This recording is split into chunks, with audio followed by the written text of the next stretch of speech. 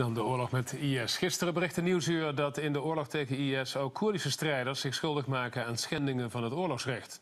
Koerdische troepen, die militair gesteund worden door de coalitie tegen IS, waar ook Nederland deel van uitmaakt, executeren krijgsgevangenen. Dat zei tenminste een Koerdische commandant aan het front. Meerdere commandanten vertelden Nieuwsuur dat Koerden IS-dorpen uit wraak vernietigen. Vandaag reageert de Koerdische regionale regering bij monden van hun gezant in Brussel. Zijn reactie zo meteen. Eerst een samenvatting van de Nieuwsuur-uitzending van gisteren.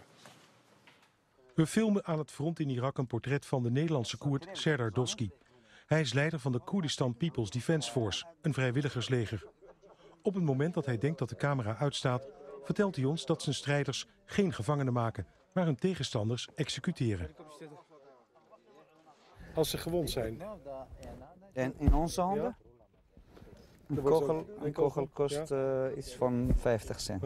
Tweede kogel, dan is het bijna van. Ze worden geen gevangenen genomen?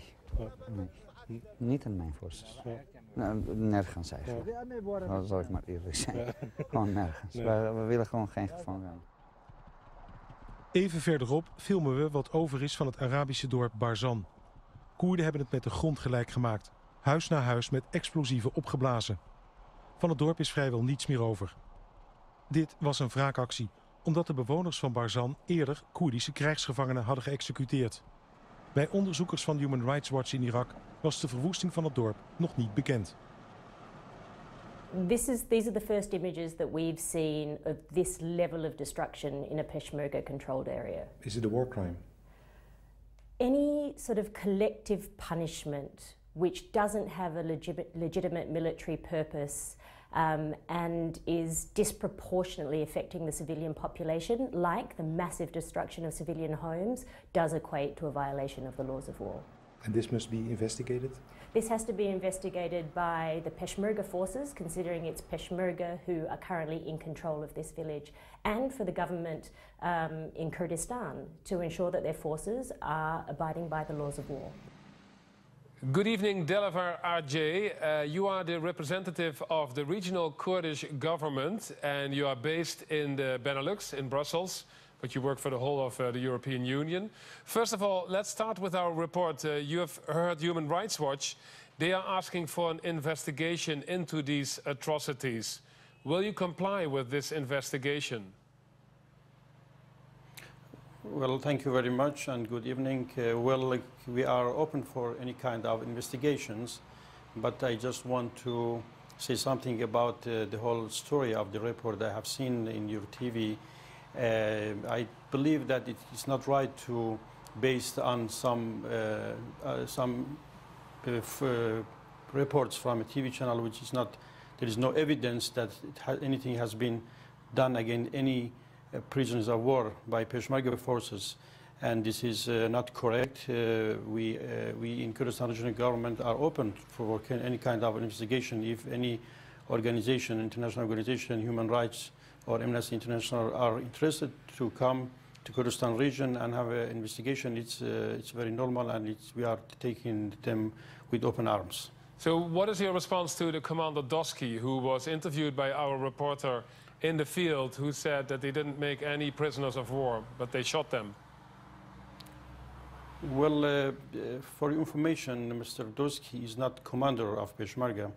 He is leading a group of volunteers. They are not in the front line in the battle. They have not been participating in any battles in the front line with ISIS. They are 6-7 kilometers from the front line, and they cannot talk with, they have not seen any ISIS in the front or as prisoners. And just to mention it, we have already some ISIS prisoners of war in Kurdistan region, and there is a lot of evidence, and you can see also in social media that the Peshmergas are treating them very well according to convention, the Geneva Convention, and you can see that they're giving them water and food and treating them very well. This gentleman Doski, he showed our reporter on the front line with ISIS, what was happening there. So are you saying he's lying and he is not legit?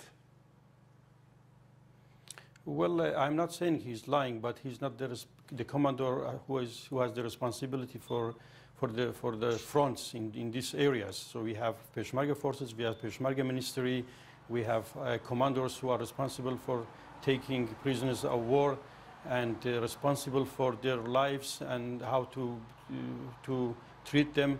And this is not the responsibility of Mr. Doski. And as what I have heard in my contact with the Minister of Peshmergas, there are volunteers who are supporting Peshmergas not in the front line. But he is a Kurd who is fighting there.